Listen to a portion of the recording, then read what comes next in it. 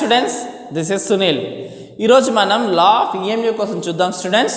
ఈ law of ఈఎంయూకి ముందు మా ఛానల్లో law of DMU and utility and types of utility కోసం వీడియోస్ అప్లోడ్ చేయడం జరిగింది స్టూడెంట్స్. ఫస్ట్ ఆ రెండు వీడియోలు చూసిన తర్వాత మీరు ఈ వీడియో చూస్తే కనుక మీకు ఈఎంయూ మీద మంచి గ్రిప్ వస్తుంది స్టూడెంట్స్.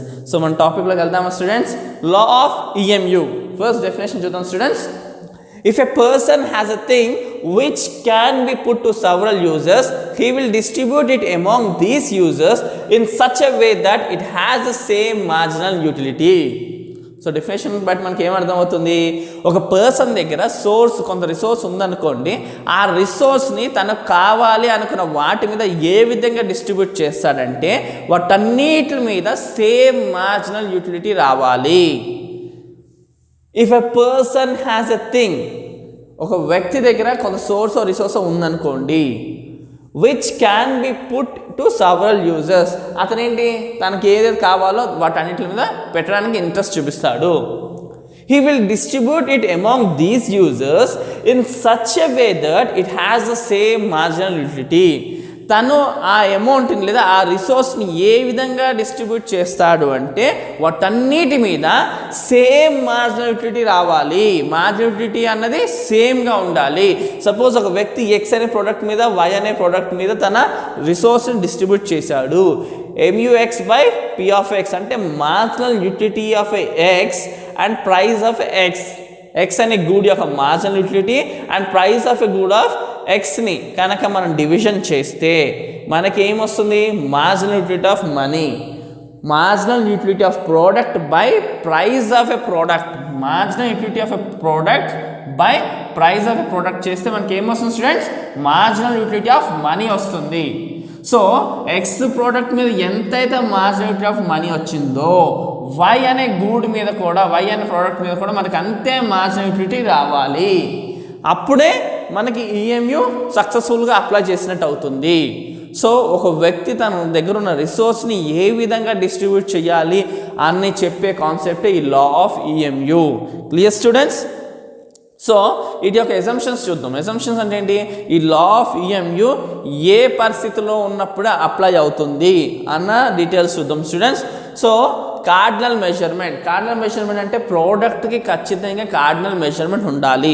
ఎన్ని ప్రోడక్ట్స్ తీసుకుంటున్నాం, ఎన్ని గూడ్స్ తీసుకుంటున్నాం, 1, 2, 3 గూడ్స్, 4 గూడ్స్, ఎన్ని గూడ్స్ తీసుకుంటున్నాము అన్న కార్డినల్ మెజర్మెంట్ కావాలి.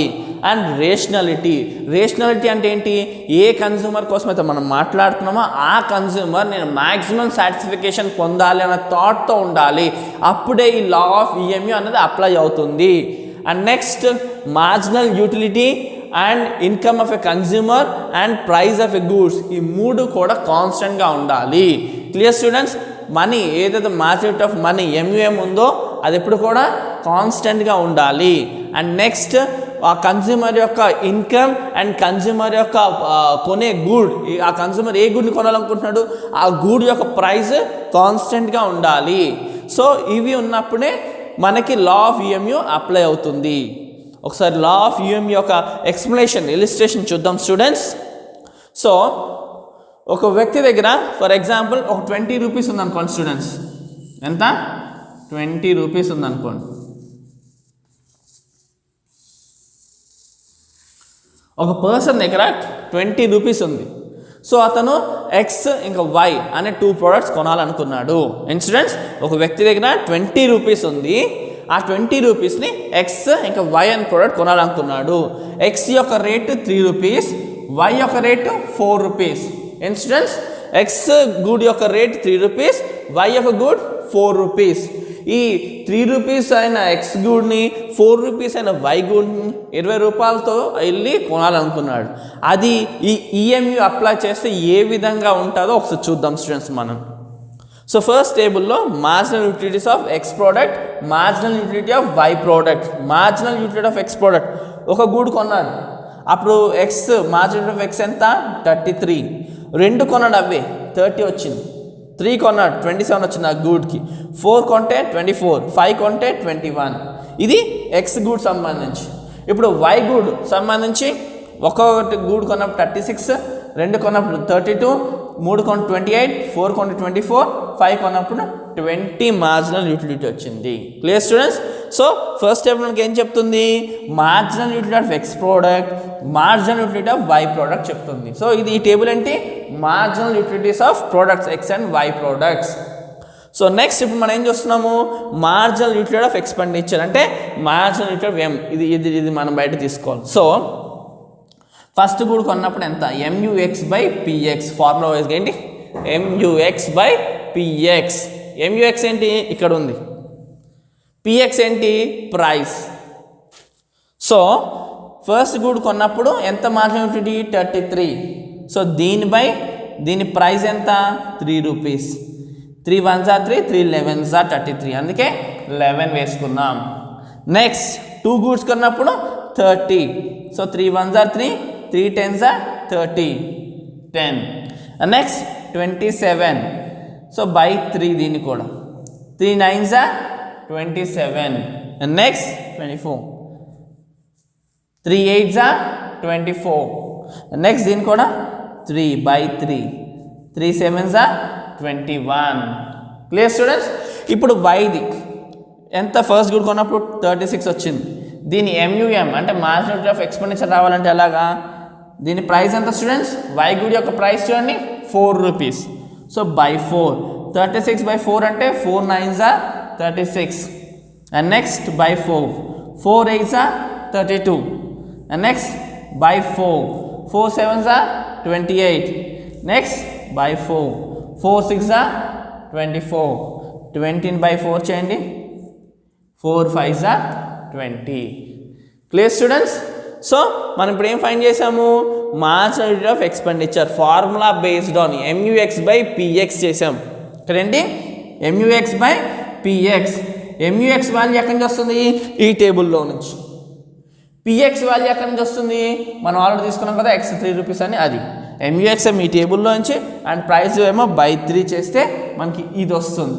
అండ్ నెక్స్ట్ ఇది ఎలా వస్తుంది, ఎంయూవై బై ఈ మార్జినల్ ఆఫ్ వై వేసుకుని బై ప్రైస్ చేస్తే ఈ వాల్యూస్ వస్తుంది. ఈ 2 టేబుల్స్ మీకు డౌట్ లేదనుకుంటున్నాను స్టూడెంట్స్. సో ఇప్పుడు ఏంటంటే చూడండి స్టూడెంట్స్, ఈ 2 marginal utility of x by PX, marginal utility y by పివైలో ఏ వాల్యూస్ మ్యాచ్ అవుతున్నాయి. 2 గూడ్స్ కొన్నప్పుడు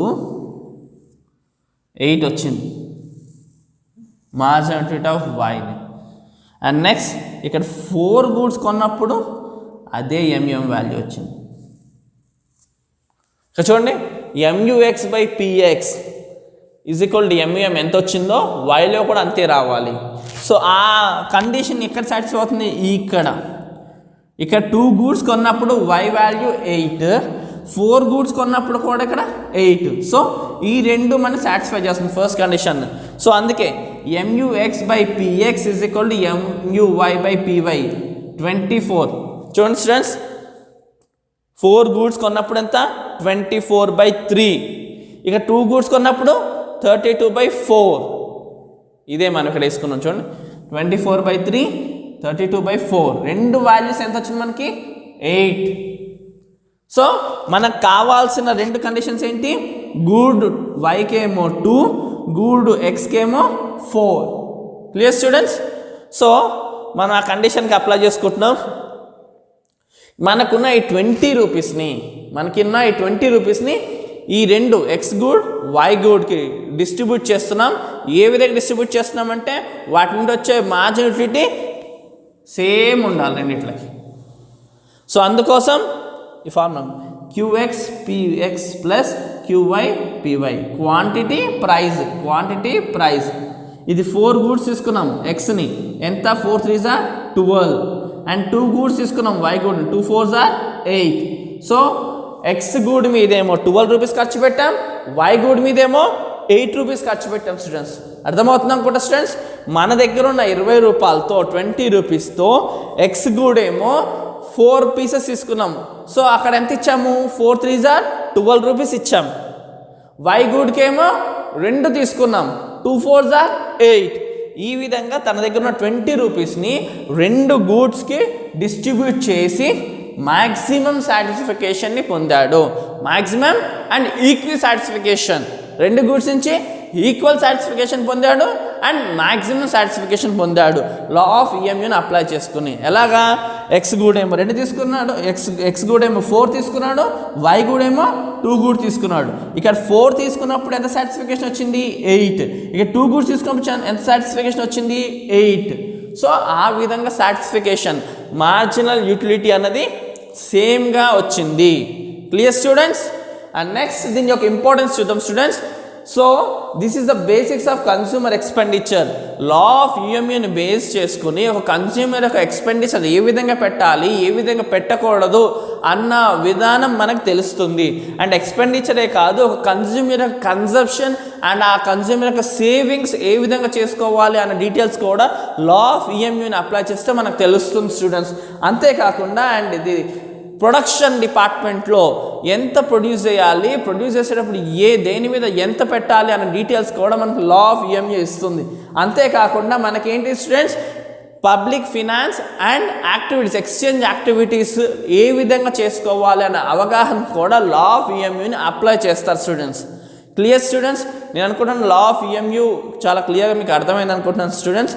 do share and subscribe our channel students. Thank you.